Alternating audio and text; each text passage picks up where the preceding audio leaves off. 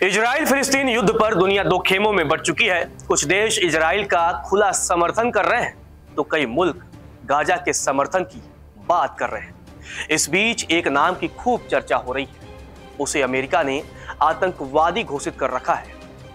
Israel को वह खुली धमकी देता है जिससे इजरायली प्रधानमंत्री बेंजामिन नेतन्याहू भी खौफ खाते हैं। हम बात कर रहे हैं हिजबुल्लाह चीफ हसन नसरुल्लाह की, जो अरब देशों में अच्छी पकड़ रखता है।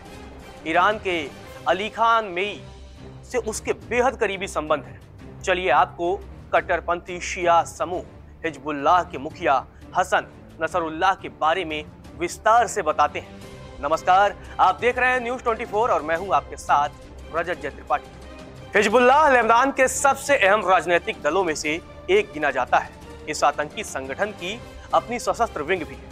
18 अगस्त 1960 को शिया परिवार में हसन का जन्म हुआ। उसके पिता एक छोटी सी दुकान चलाते थे। हसन की पैदाइश के बाद लेबनान में गृह युद्ध शुरू हो गया।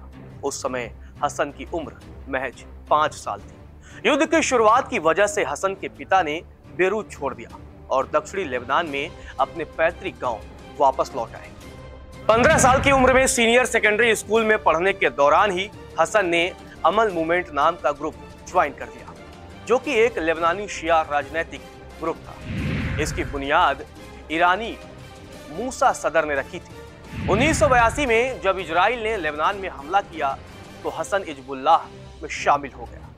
संगठन में उसे सब नौसिखिया समझते थे, लेकिन हसन ने जल्द ही संगठन में अपनी पकड़ मजबूत कर ली। कुछ समय बाद इजरायली एजेंटों ने हिजबुल्लाह के जनरल सेक्रेटरी अब्बास मूसवी की हत्या कर दी, जिसके बाद 1992 में हिजबुल्लाह की कमान हसन नसरुल्लाह के हाथ में चला गया।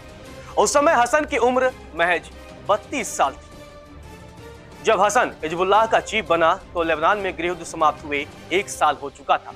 नसरुल्लाह ने तय किया कि वह हिजबुल्लाह की राजनीतिक शाखा को अपनी सैनिक शाखा के साथ और मजबूती देगा, जिससे उसकी धाक और जम जाए। हसन ने ईरान के नेताओं से संपर्क किया और ईरान के साथ मजबूत संबंध बनाया। ईरान ने लेबनान के शिया समुदाय के साथ संबंधों को वरीयता दी तो मध्यस्थता की जिम्मेदारी नसरुल्लाह को ही मिला। ईरान से मिल रही मदद की वजह से हसन इजराइल और अमेरिका के खिलाफ सैनिकों की फौज खड़ा कर दिया। इसके अलावा नसरुल्लाह की अगुवाई में हिजबुल्लाह लंबी दूरी के रॉकेट भी हासिल करने में कामयाब रहा, जिससे इस संगठन की ताकत को और बल मिला। बात 1993 की है। इजराइल ने एक ऑपरेशन को अंजाम दिया जिसमें लेबनान को काफी नुकसान हुआ। इजराइल ने लेबनान के बुनियादी ढांचे को खत्म कर दिया। बाद में एक समझौते के तहत इजराइल ने लेबनान में अपने हमले खत्म कर दिए। हालांकि 1996 में इजराइल ने फिर से ऑपरेशन शुरू कर दिया। इस ऑपरेशन को ग्रेव्स ऑफ रेथ नाम दिया गया। इस ऑपरेशन के तहत इजराइल ने लेबनानी बंदरगाहों को ब्लॉक कर दिया और सीरियाई सैन्य अड्डे पर भी जमकर बमबारी की। हमले के 16 दिनों के बाद इजराइल और लेबनान के बीच युद्ध विराम पर सहमति बनी। हालांकि इस युद्ध में हिजबुल्लाह की भूमिका काफी अहम रही। दरअसल नसरुल्लाह की अगुवाई में हिजबुल्लाह इजराइल पर रॉकेट दाग रहा था। हालांकि समझौते के बाद शांति कायम हुई, लेकिन यह शांति लंबे वक्त तक नहीं चली। इस युद्ध के एक संदेश गया कि इजराइल हिजबुल्लाह रॉकेटों को अपने इलाके में पहुंचने से नहीं रोक सकता था। दक्षिण लेबनान में इजराइल को भारी नुकसान हुआ, जिसके बाद कुछ इजरायली नेताओं ने तर्क दिया कि जंग केवल तभी खत्म होगी जब इजराइल लेबनान से हट जाएगा।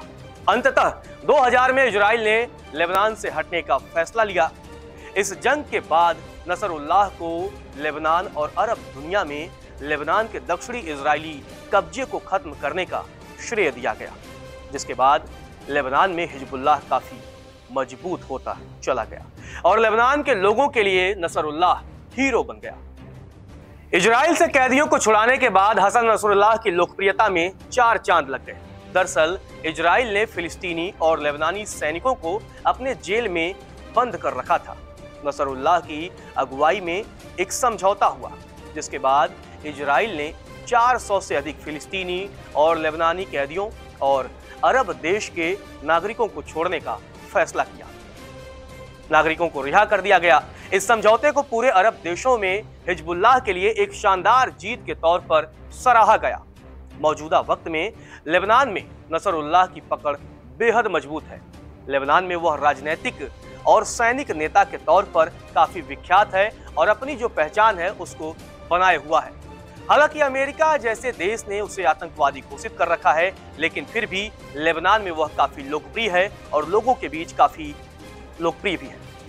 सन 2007 में कई महीनों की राजनीतिक उथल-पुथल के बाद लेबनान सरकार ने तय किया कि हिजबुल्लाह के कंट्रोल वाले टेलीकम्युनिकेशन सिस्टम को खत्म कर दिया जाएगा और टेलीकम्युनिकेशन के मामले केवल सरकार के कंट्रोल में रहेंगे। इस फैसले को न केवल हसन नसरुल्लाह ने कबूल किया, बल्कि थोड़े ही समय में उसके सशस्त्र समूह ने बेरूत पर संपूर्ण कंट्रोल प्राप्त कर लिया। हसन नसरुल्लाह के इस कदम पर पश्चिमी देशों की ओर से तीखी आलोचना की गई, लेकिन राजनीतिक वार्ताओं के बाद वह लेबनानी कैबिनेट में अपने समूह की शक्ति बढ़ाने और कैबिनेट के फैसलों में वीटो का अधिकार प्राप्त करने में भी सफल रहा। सन 2008 में लेबनानी संसद में हिजबुल्लाह की सीटों की संख्या कम होने के बावजूद नसरुल्लाह वीटो का अधिकार बरकरार रखने में सफल रहा। उसी साल लेबनानी कैबिनेट ने हिजबुल्लाह को अपने हथियार रखने की इजाजत भी दे दी। 63 साल की उम्र में हसन न केवल लेबनान में एक राजनीतिक नेता और सैनिक नेता माना जाता है, बल्कि उसके खाते में कई दशकों का संघर्ष भी है, जिसे वह अपने राजनीतिक प्रतिद्वंदियों की नींद उड़ाने और प्रोपेगेंडा करने के लिए इस्तेमाल करता है। मतलब लेबनान में वह इतना ताकतवर है कि वहां का पत्ता भी हसन नसरुल्लाह के बगैर नहीं हिलता है। तो फिलहाल के लिए इतना ही। आप देखते रहिए न्यूज़ 24।